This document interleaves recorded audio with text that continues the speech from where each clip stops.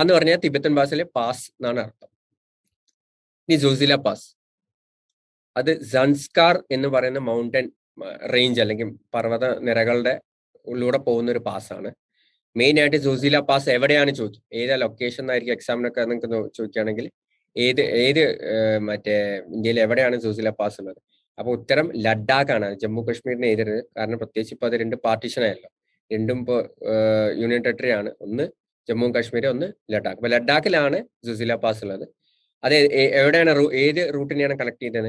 It connect Srinagar and Kargil and Leh town. അതായത് ശ്രീനഗർ എന്ന് പറയുന്നത് ജമ്മു ആൻഡ് കാശ്മീരിലുള്ള സ്ഥലമാണ്, കാർഗിലും ലേയും ലഡാക്കിലുള്ള പ്രധാനപ്പെട്ട രണ്ട് സിറ്റീസ് ആണ്. അപ്പൊ ഈ രണ്ട് സിറ്റീസിനെ കണക്ട് ചെയ്യുന്ന പാസ്സാണ് ഏതാണ്? സോസില പാസ്. അപ്പൊ ഉത്തരം സോസില പാസ് എവിടെയാണ് ചോദിച്ചു കഴിഞ്ഞാൽ ലഡാക്കിലാണ്. പക്ഷെ അത് ഏത് രണ്ട് സ്ഥലത്തിനെയാണ് കണക്ട് ചെയ്യുന്ന പറഞ്ഞാൽ ശ്രീനഗർ ടു കാർഗിൽ അല്ലെങ്കിൽ ശ്രീനഗർ ടു ലേ, രണ്ടും ഇമ്പോർട്ടൻറ്റ്. നമുക്ക്